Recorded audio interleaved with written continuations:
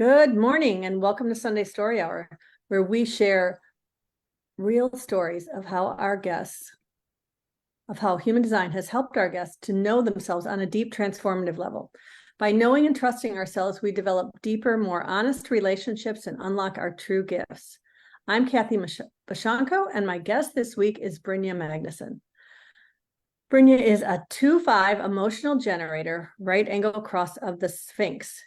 And many of you know her as Ceremoniance. That is the name of her website, her Etsy store, and how she does commerce.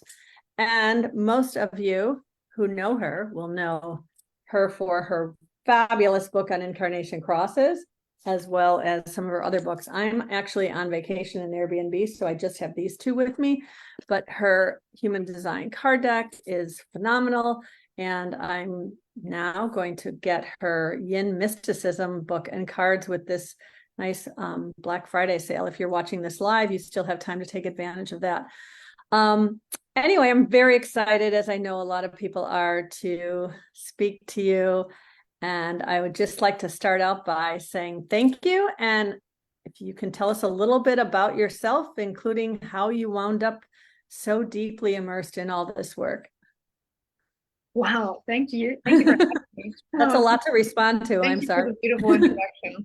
And very rarely am I introduced with my company name. So thank you for doing that as well. Nice to hear it.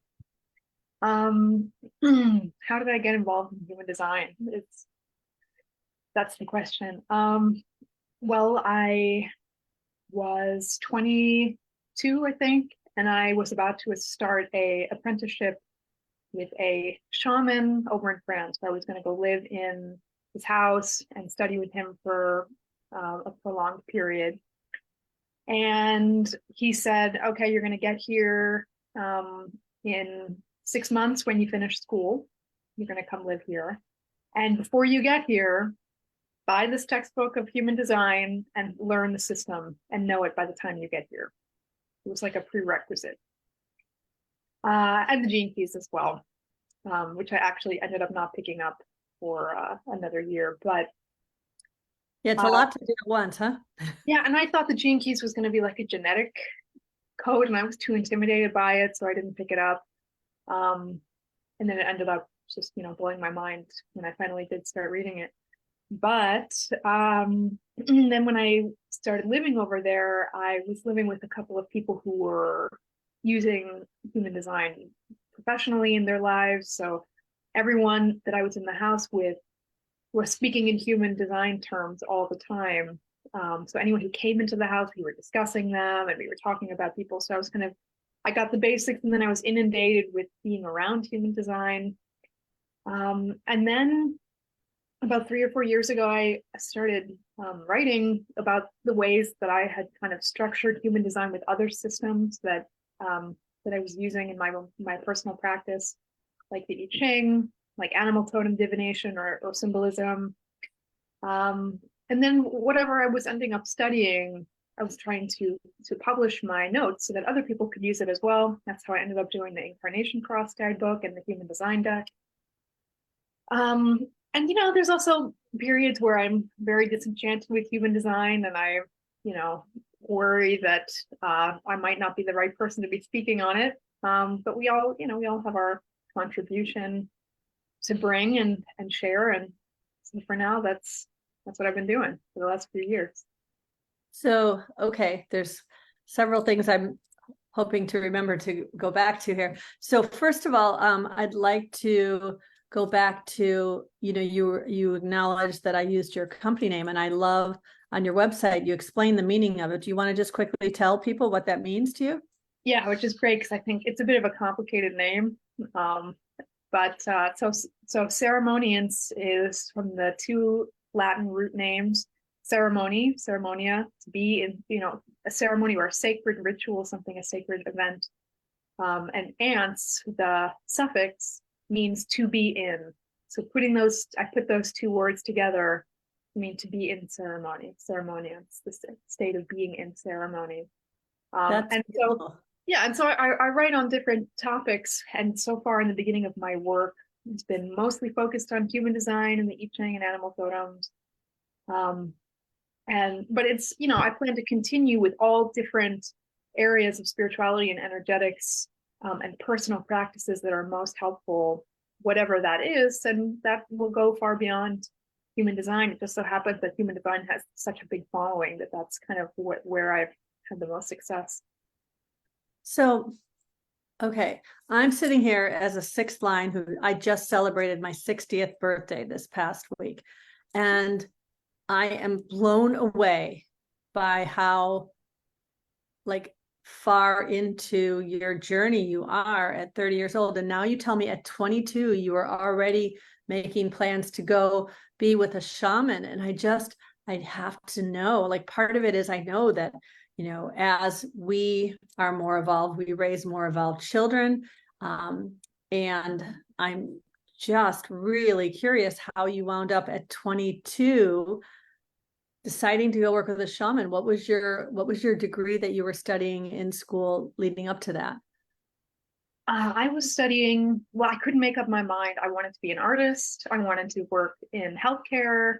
I wanted to be a successful businesswoman. I wanted to, impress my parents. Um, and so I couldn't decide. So I ended up getting I wanted to be a paramedic. Like I ended up getting my degree in advertising and marketing, which it just made me sick. I couldn't do it. So as soon as I got my degree, I said, I need to be working in the health field in some way. So then I went and I got my massage therapy license just to have a day job where I could be understanding the human body a little bit better, and then finding other ways to work with the spirit. But mainly it was that I was sick. I kind of started to get sick in my stomach around when I was 19. And I attribute this in part to going down the wrong path for me, and not committing to something more meaningful and deep with my life. Um, and being sick, there's nothing like being sick that makes you reevaluate every part of your life and trying to figure out what's wrong with me. And nobody seemed to know. There's something wrong with my digestion, and autoimmune was kind of a mystery. And then I started to have these like really spiritual experiences out of the blue. And after a few of those, it became really clear that there was something else going on in this world. And my job was to study that. And it was a huge relief to kind of get this kind of initiatory experiences that say, go study shamanism, which I was very resistant to. I didn't want to be, a white woman from Westchester kind of masquerading through indigenous practices, but there was a desire to seek out more understanding of what's going on. And then the lovely realization, especially when you're 22 and you kind of figure out what you think you're supposed to be doing with your life, and then you find out that you're not going to have any idea what you're really doing for a long time, and that you don't get to jump into the deep end of like understanding things, and that's might not ever come, and that all you can do is just kind of keep picking up systems and symbols and education and perspectives. And then if you keep, if you just keep having curiosity and exploring outwardly and inwardly, then, some things start to piece together in a way that you can't really understand. And so there was kind of a big humbling as well, like the further into the journey that I got. But you don't really know. You don't really know how things work. But at least you can still share the things that have been helping you. And that's what I've been doing. Yeah. So you finished college with this degree in advertising and marketing, and you say, okay, mom, dad, right? You grew up in a traditional parenting relationship. Okay. Don't want to assume, but it is Westchester, right? So you said you grew up in Westchester, but okay. So you grow up, you go and you do this traditional college path, and then you say, okay, I'm going to, you said France? Yep. To study shamanism. What kind of response did you get from your family from that? Well, they're pretty good. You know, I was really blessed that I have two spiritual parents in their own way. Um, and they also knew I'd been struggling, like I'd been sick, and this really seemed to be, you know, the path.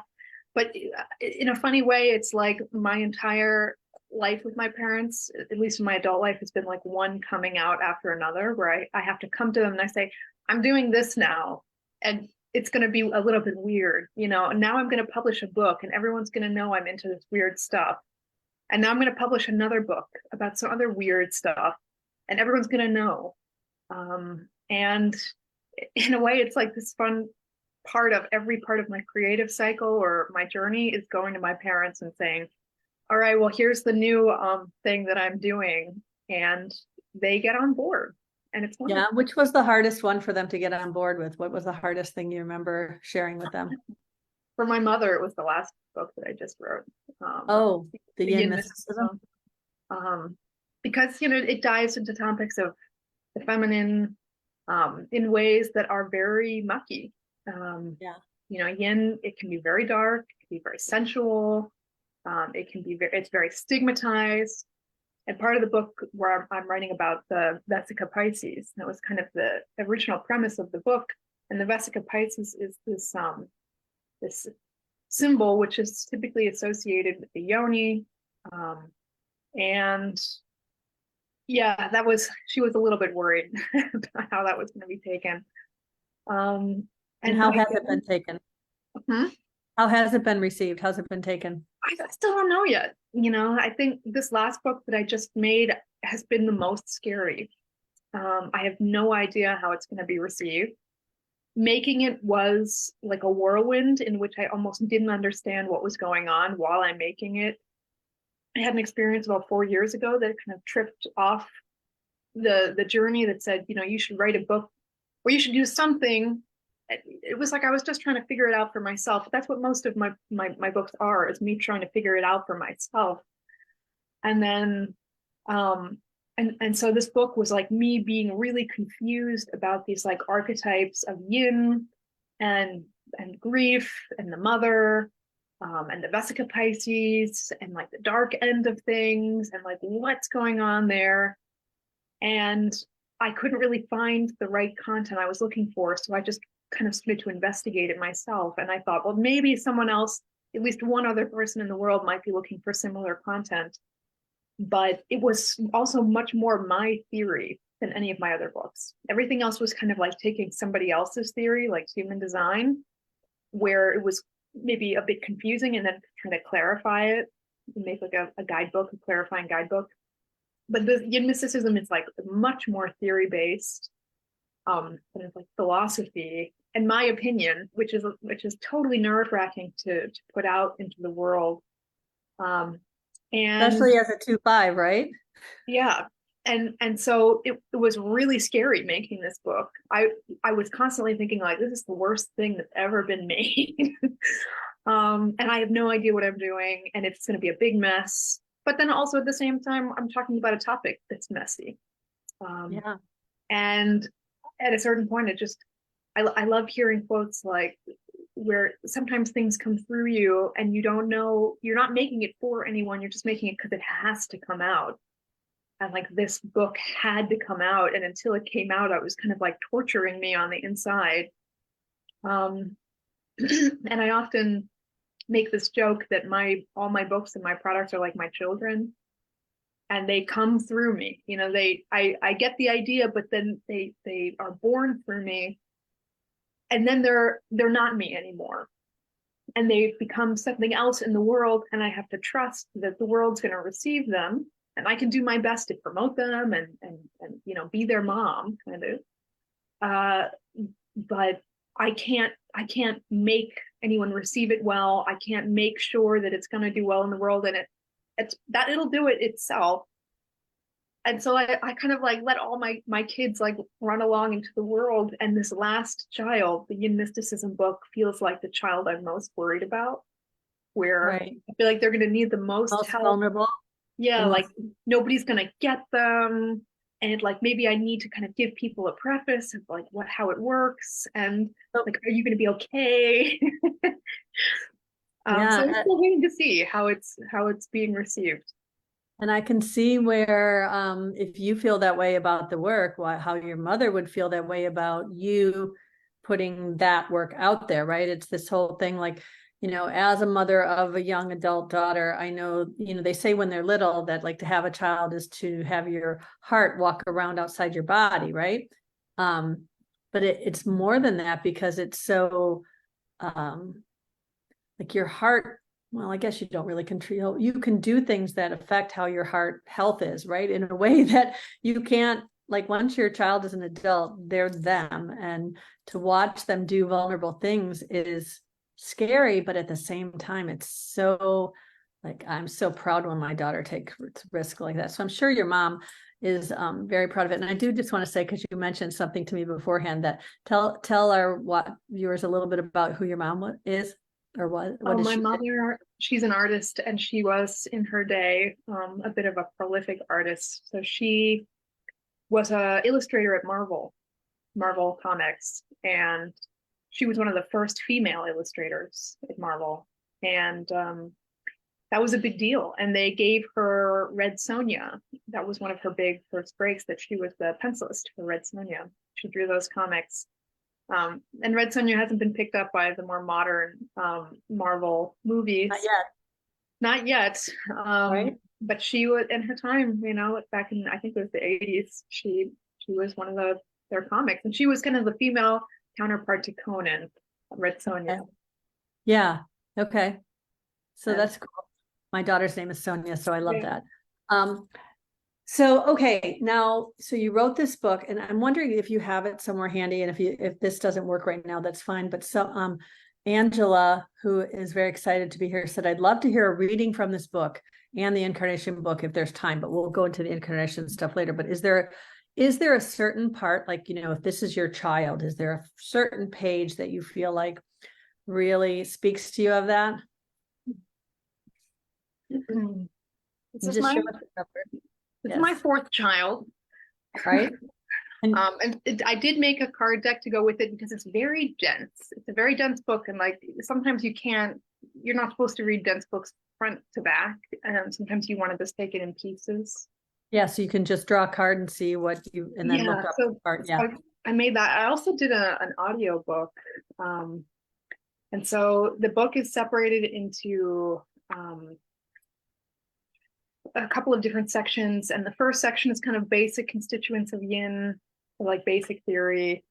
The second part of the book is how to conduct yourself through a yin way of seeing the world, like how you hold power in a yin way, how you can attract in a yin way, how you can manifest things in a yin way, how the brain can work in a yin way.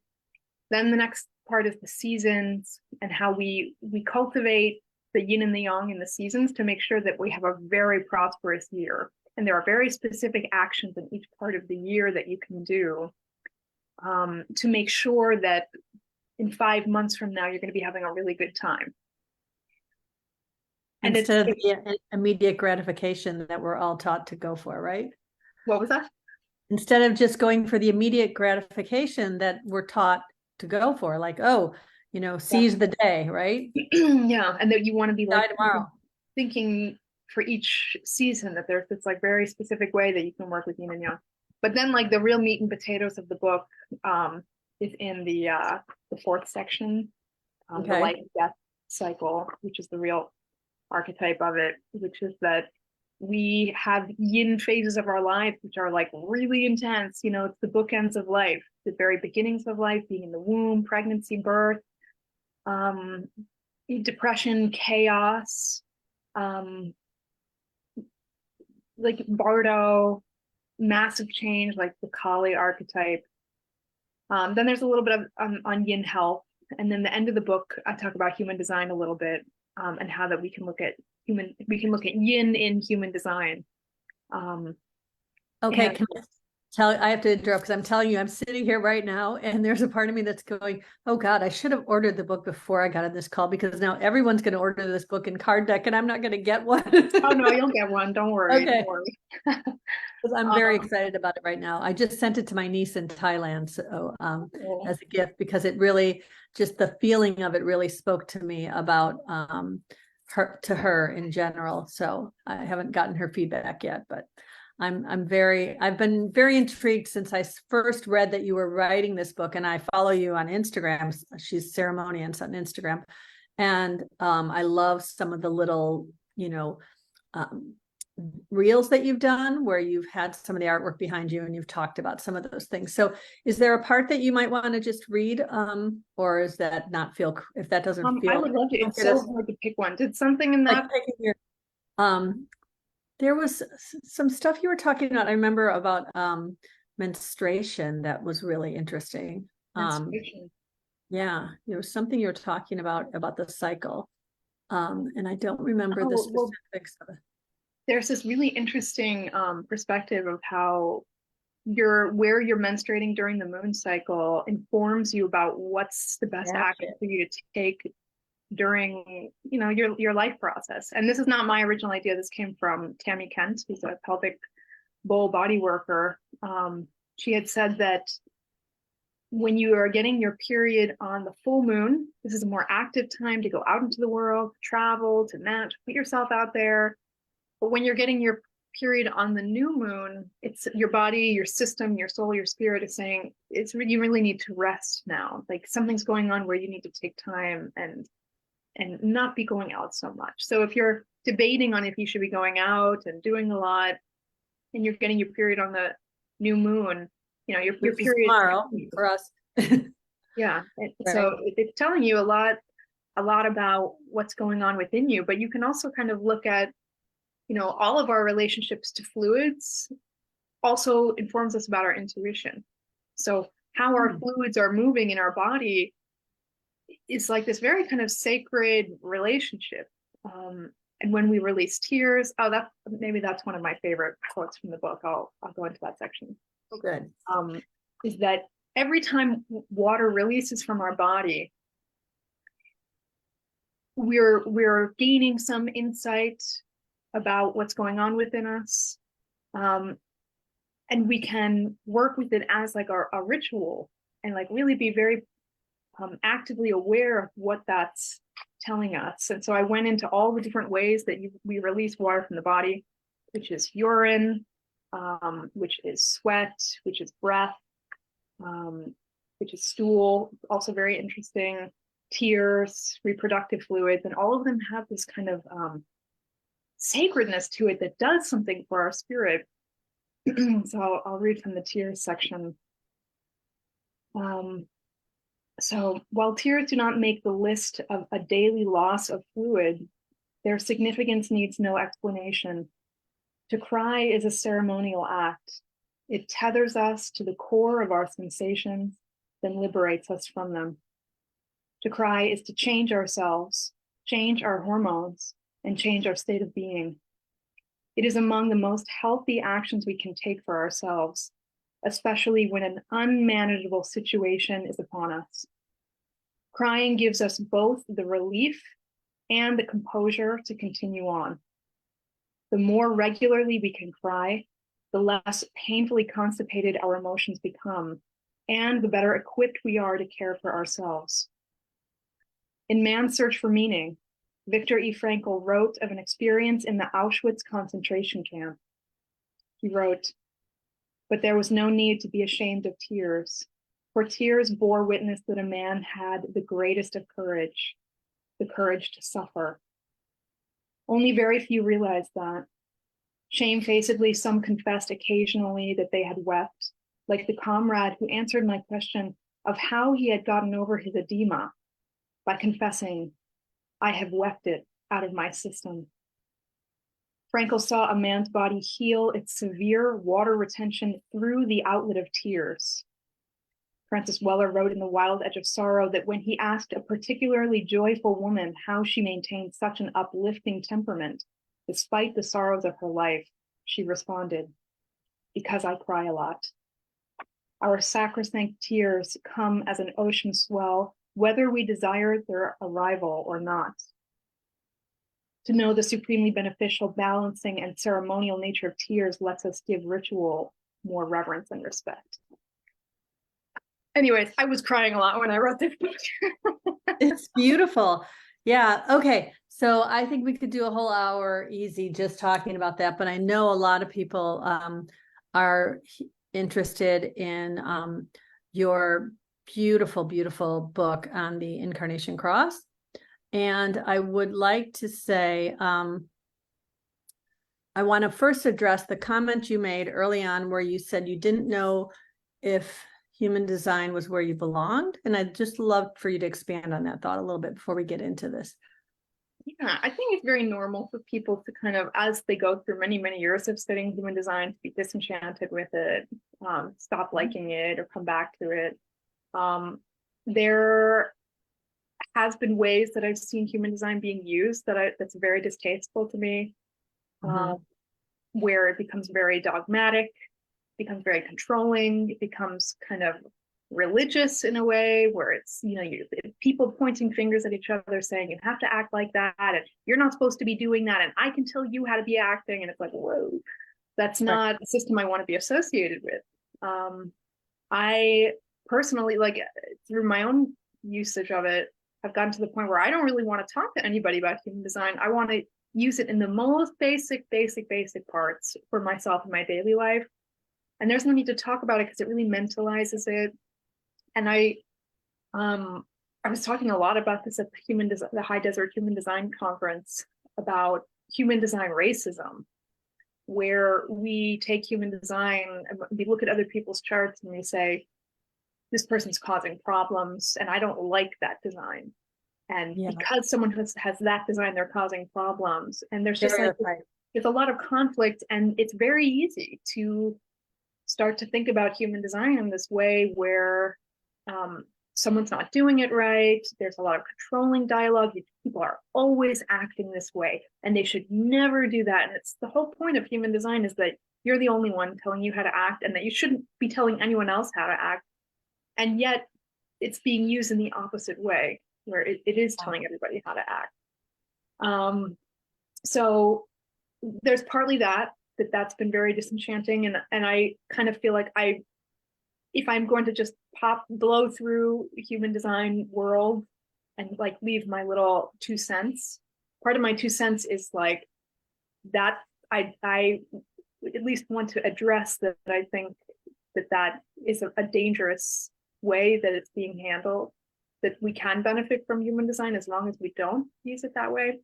And then the other thing is that I'm not like a big studier. I am not like a know every single part of the system. I know I was actually very comforting to go to the Human Design Conference because that was validated in a really nice way. I'm not a first line. I am not here to like go deep studying. I am not here to like learn every part and be a scholar of any system. I'm a 2-5. Like, I'm here to like blow through if there's a call and leave my 2 cents and then keep going. And there have been times where I've been really chewed out for not being completely expert. I am not really like an expert in human design. I just kind of ended up going down a rabbit hole in a couple of areas. And I like to be very clear and forthright about that. I'm really like not the end all be all expert. I do like the way I explain human design. Of course, I have preference for my own perspective because I'm always trying to bring human design back to felt sensations. And that's where I find it most beneficial. But I mean, I've had people who are like top tier analysts, like OG analysts. And I find sometimes the way that they're using human design super harmful, super effective, super hurtful. So like human design, it's a slippery slope. I guess that's what I would say. The twofold reasons.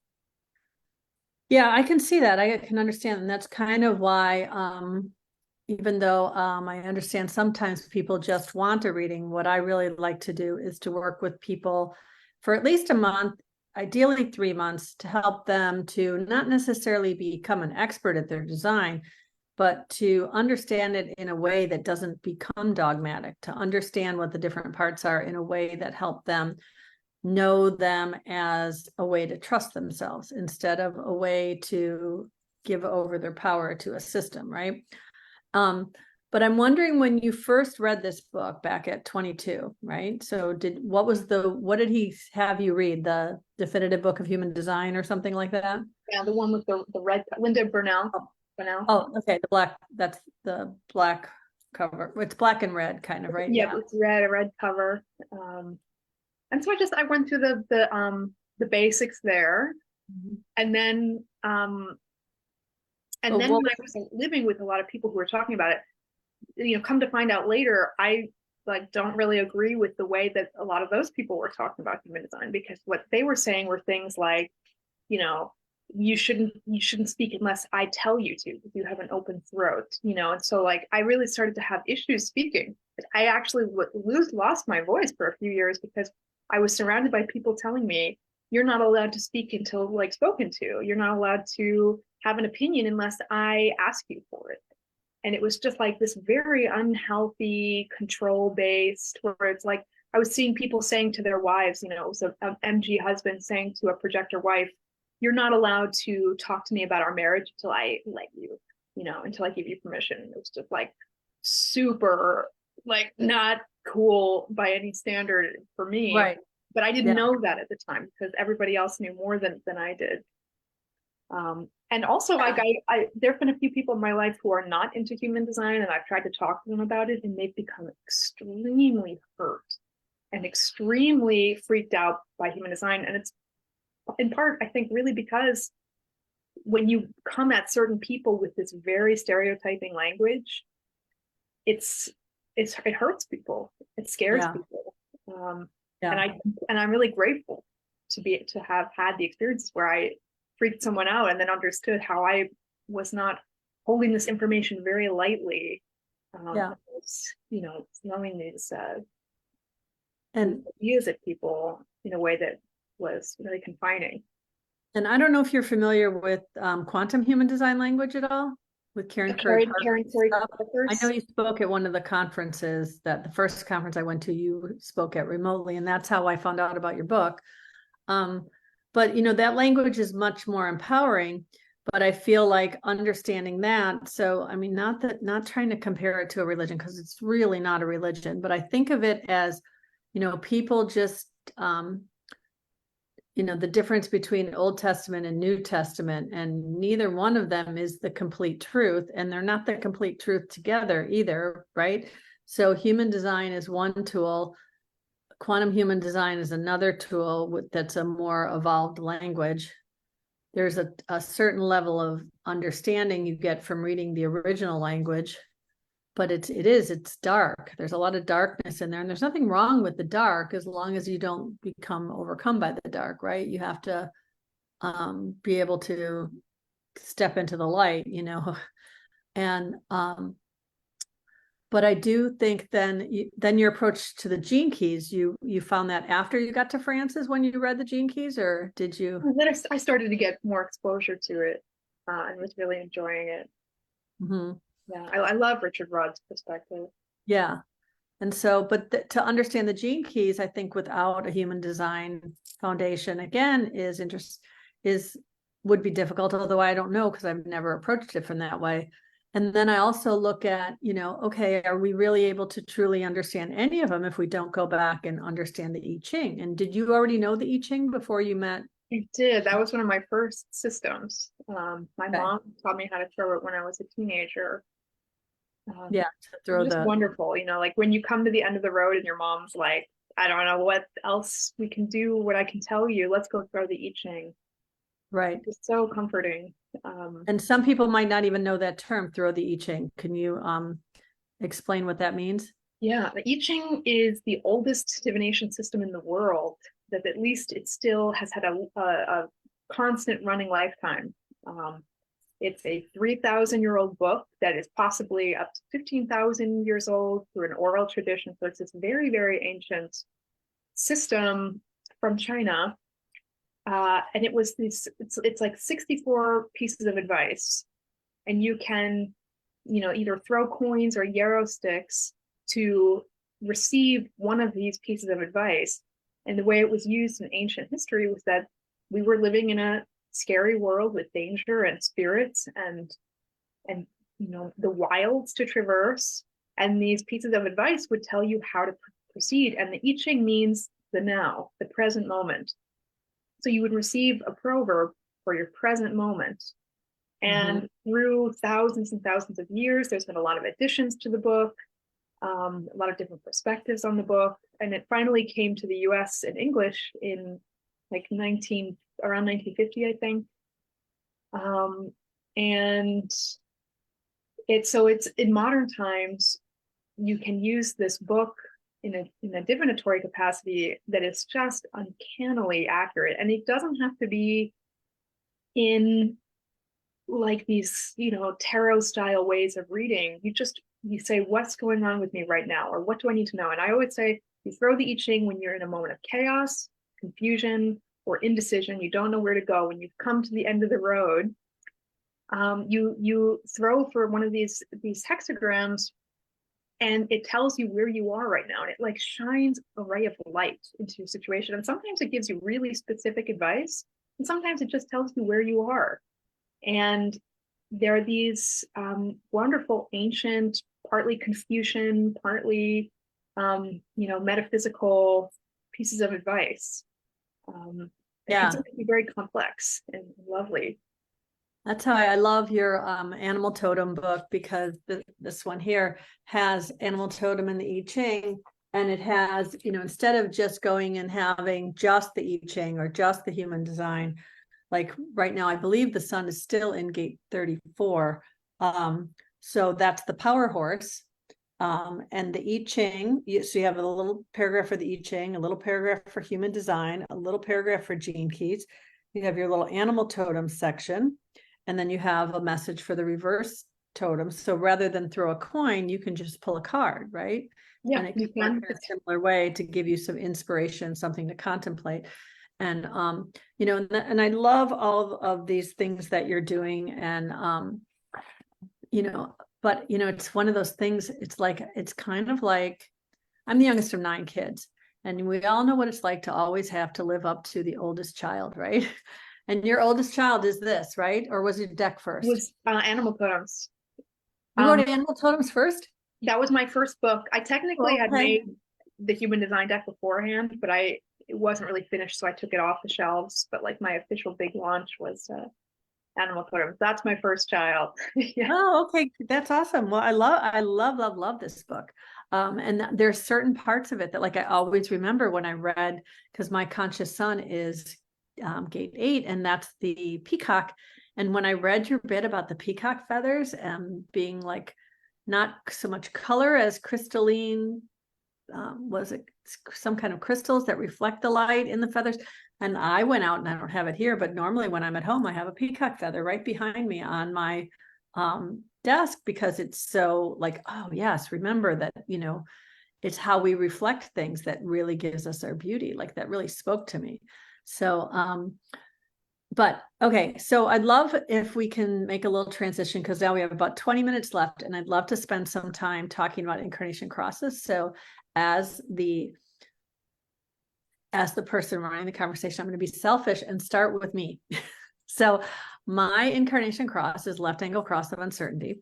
And I really have found the meanings that I have read different places so different. I've read some that make it sound like a very materialistic kind of cross, right? That it's all about, that I'm to help people have enough material wise. Like it just didn't the whole way, or that I'm meant to have all this material wealth, or whatever, that just, it didn't resonate. And not that I don't want material wealth. I'd love to always have enough material wealth to get through all times of uncertainty. But when I read your interpretation in the book here, I really started to understand it from a different perspective. And I really realized recently that that's what I do in my mentoring. I help people to navigate the uncertainties of understanding who they really are, and the scary parts about really trusting yourself and your own authority in a way that doesn't say, well, what's my mom going to think? What's my husband going to think? What are my neighbors going to think? What if I lose everything when I quit my job? What if I, like, I don't tell them what to do, but I help them navigate those uncertainties in a way where they feel more empowered and, a sense of trust. But I'm wondering if I know you don't have them all memorized, but are there any things that you feel like you want to say about that cross? Yeah, but what a lovely cross. And it's one of these like such juicy crosses with like the least juiciest name, Mm-hmm. I would name them all differently if I could, but uncertainty makes it sound like unstable, like there's like a lack of knowing what's going to happen.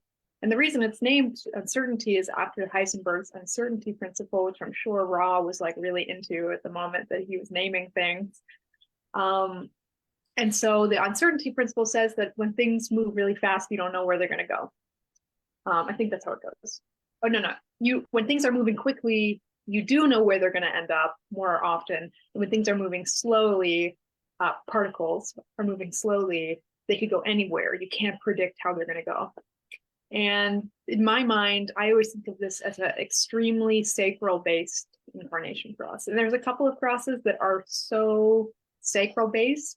Even if you're not a generator, they are still very focused. I also think about this with the cross of contagion as well, because that's cross is kind of about like being turned on and spreading that turn on. And I think of turn on as like the real term for a generator, is that they're just living through turn on or not. And so uncertainty has the 14th gate in it. And the 14th gate is like super magnificently, just like abundant. It's this very abundant sacral gate. And you can think of it also like a genetic archetype, the way that Richard Rudd might describe it, is that even if you don't have your sacral in this defined state, you're still working with the archetype of sacral abundance. If you have the 14, you're still pulling in this archetype around you. And so that 14th gate, I think the 14th gate is really where it gets its name from. And that is to say that the 14th gate is in the individual circuitry, which says that things have to be new and different and weird. And pretty much, if you want to unlock the key to the treasure chest of wealth and abundance and sacral that the 14th is supposed to give access to, then you have to be doing something different. You just can't really unlock that if you're on the beaten path. Right. Huge uncertainty there. And so that 14th gate is so heightened in the cross of uncertainty that it's really saying, and with the eighth gate as well with it. Yeah, I was just thinking that. It's prompting you to be different. And if you're different, then there's a huge uncertainty of what's going to happen with that abundance that's going to get unlocked. And I love saying this to people who have the 14-2, the whole channel, which I have the 14-2, so I can speak on this personally. It's like, if you want to, the road to success is the road through Freaky Town. Freaky Town. You have to go through Freaky Town if you want success, if you're right. A 14-2. And I think that still applies if you just have the 14 in the cross of uncertainty, and there's a huge fear and leap of faith to go into Freaky Town, because there's no guarantee. There's going to be no assurance that if you're following that abundance of what the 14th gate wants you to pursue, that it's going to work out. And it's very scary. It's very uncertain. And so it's a very, very juicy cross. I did use the example of a friend of mine named Juliet. I think I used her real name in that chapter. Yes, you did. Okay. 6-2 And interesting generator, which I'm a 6-2, but a projector, which at the beginning, I don't mean to interrupt, but at the beginning I was like, how can I have my 2 sun gates on this undefined sacral? What is this supposed to do? So I feel like it's magnified, amplified all of the messages of the cross of uncertainty. But anyway, continue about Juliet. what she had said that, every person she ended up being around for much time, especially her partners in the past, they all started accumulating wealth. But when people say wealth associated with the 14th gate, like we think of it for money and material resource, but the root origin is sacral, because sacral wealth is true wealth. That is the root of wealth. Wealth will come out of good sacral response. And if you are a projector, you're working with just as much, if not more, sacral energy. You're just working with it counterintuitively. You are channeling it. You are taking it and like bending it, like you're taking it from others and working with it, and then moving it. So if you have that 14th gate, you're going to be working with sacral abundance just as much, but there's like more nuance to it because you're receiving it. You're around it. You manipulate it in a different way than you would if you had the sacral defined. That's how I see it, at least. What else would I want to say about that? Does that make sense? Yeah, definitely. So I want to add, I noticed that Jennifer Balcom is watching, and I know, Jennifer, your cross of contagion, she says, you're speaking to me. I have the 8 and the 14 in my cross as well, because she's cross of contagion. And so Mariana says, does Freaky Town also apply to the 1-8 channel above it? I feel like the mayor of Freaky Town, but I don't have the 14 too. And I think that's very much applies to all individual energy, wouldn't you say? Yeah, absolutely. I think of my sister who has the 14-2 and the 43-23, and I think she has the 1 but not the 8, or vice versa. I think she has the 1 defined. Of course, we all have all of the chart, I believe. So okay, so I want to bring up, when you said you did this at the High Desert Human Design Conference, but one of my favorite things in your book, when I read people their incarnation cross, obviously she's got multiple pages for each cross, different sections, but there's this little part you always have that I love, that is called the dinner party question. And so for my dinner party question, it says, what unique part of you are you needing to empower? So tell me how you see that dinner party question playing out, and what that means to you, because I love these. So, but I want to hear a particular one, or in general? Just in general, the idea of the dinner party question, and then I think maybe I can extrapolate what you mean with that one, because I love that question. Well, I think when I was writing the book, I was loving the idea that we don't hold our cross for ourselves. We hold it for other people. That's the real function of cross. So yeah, we're going to live it in our own lives, of course. But we're really benefiting people that come into our lives. And you can even think that the reason why certain people come to us at certain times is because they need a dose of our cross. And I was just thinking, like, if you just imagine how many people you pass in your daily life, is it simply because they need a dose of me and this theme I'm carrying around me at all times, or do I need a dose of their theme, or mutually?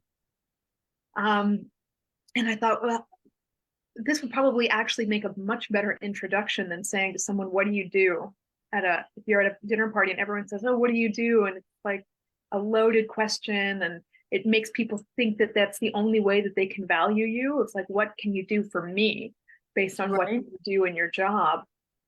And I thought, how great would it be if for me, I'm a Prince of the Spring, so most people I meet are going through a change. And so what if I was going up to people and just asking them what's changing? Are you going through a breakup? Are you changing your job? Like, why have we crossed paths? And I also want to specify that, as fun as this game is, I think it's a slippery slope to think that it's our job to solve that for other people. It's not. Our cross is not like anything we have to consciously work on or do for other people ever. It might happen naturally, but just by sitting in someone's aura, you're giving them all the help that they need. You're just giving them the dose. So you could talk to someone about the weather, and then you've helped them on their journey of change, or you've helped them on their journey of abundance. You just being around them. I mean, I remember saying in the house with someone who's across the spirit, and everybody who becomes friends with her ends up becoming famous. And I was like, all right, I'm ready. Cross of spirit? Yeah, cross of spirit people have a very similar, I think of cross of spirit and cross of uncertainty as kind of like sisters. They're both like, they really light something up. They bring in something juicy. They both have the 59 and the 16, do they? I don't remember so it's 59, 55, 14, and 8. Right, 59, 55. Well, and they can be in different combos, but right, depending on, but that's how mine. And so that, that's that, like the intimacy of the 59 and the spirit and the creativity of the 55. Like, so that's so juicy if it's in anybody's cross, any cross that has that, the 3 crosses that have that gate pairing. And I started writing my first book when I was at her house. Really? I'm gonna have to see. Is anybody a cross of spirit? If you want to get famous for it. And of course, also you see people with their crosses having the exact opposite experience of the highest embodiment. But anyways, where was I? That we don't have to solve anybody's problem with with that dinner party question. So I'm not going to be saying like, oh, what change are you going through? Let me help you, push you through that change.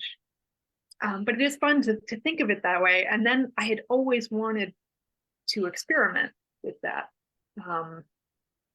And like actually throw a dinner party where everybody was given their assignment of their question.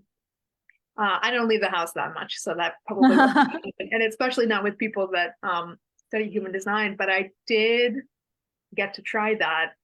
I ran a incarnation cross workshop at the High Desert Human Design Conference in Santa Fe. And at the end of the class, I gave everybody who had come their dinner party question for their cross. And then I had, the first time I ran, we did a couple rounds of it. The first time I ran it, I had all the projectors and reflectors in the group stay seated. And then I had the generators choose who they're most pulled towards to do this. And then everybody sat for 5 minutes and exchanged their question and just see what kind of conversation flowed when you're prompting for the theme that you carry. Right. And then they switched, and then we did it again where all of the generators sit down and the manifestors could do whatever they wanted. They could go, right. They had no rules on them for this game, as they should. And then the generators were sitting, and then the projectors and reflectors got to decide who they wanted to choose, just to like play with it. And then again, ask the questions and see how that felt. And the report that I got back was that it was really nice. Cool. Yeah. So if anybody has, we only have about 5 minutes left, and we could talk for 5 more hours, I think, and still have plenty to talk about. But if anybody has any specific questions that they want to put in the comments, we can address that. But I have one that I would love to address, and I didn't tell you this ahead of time. So but hopefully, I know that there is, for each cross, there are up to 4 variations of it within, even like, for example, left angle cross of uncertainty, there's 1, 2, 3, 4. Plus there's the right angle versions of those gates. Then there's the juxtaposition. But when I recently, in a comment on a post where I just asked people, what's your strategy or your type, your authority, and your profile and your cross, somebody said their incarnation cross, and instead of saying a number, they said through forms or something like that. And I was like, what is this? And I immediately knew that I'd find the answer in your book. But because, like most dense books, you don't read it front to back, I had not really thoroughly read the section in the front, but can you explain a little bit about the difference in how the quarters and how that affects how our crosses play Yeah. out? I was wondering if that was quarter. I haven't heard it phrased Yeah. just like that through forms, but I would assume that they were Yeah. alluding to the second quarter, cross of duality or a quarter duality.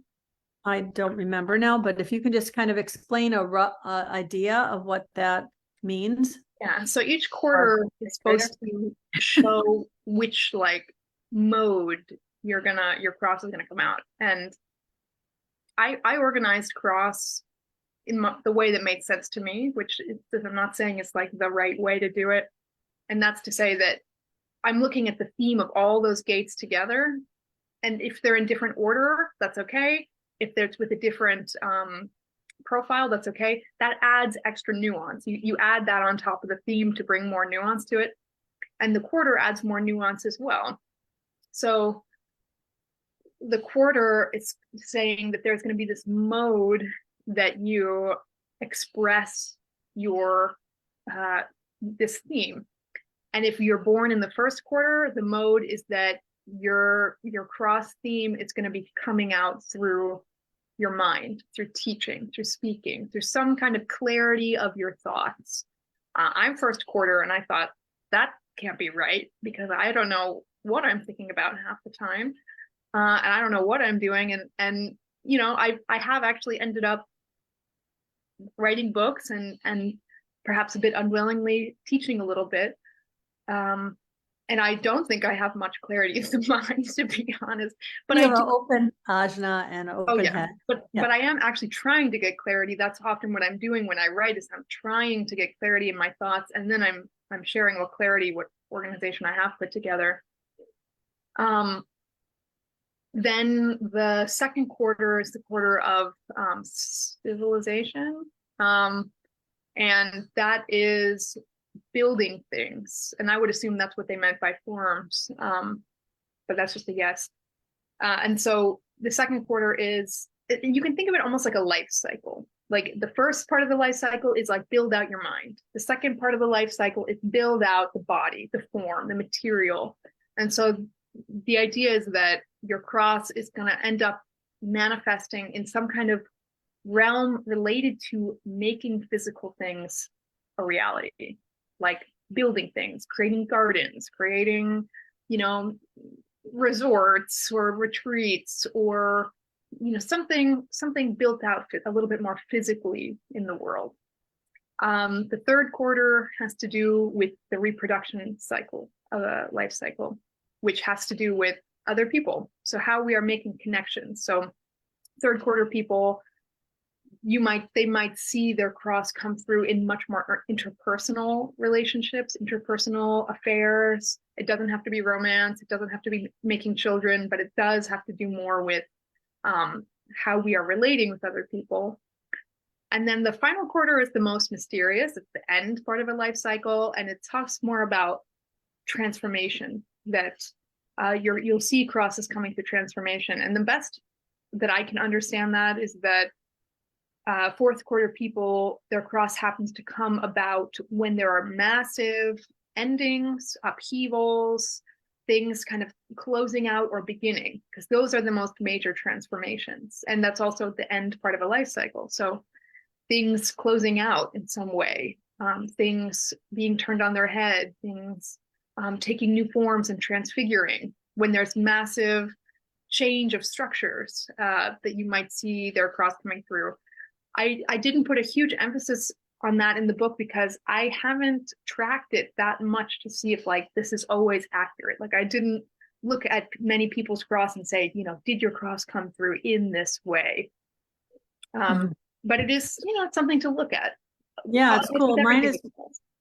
Mine is mutation, left angle cross of uncertainty in the quarter of mutation.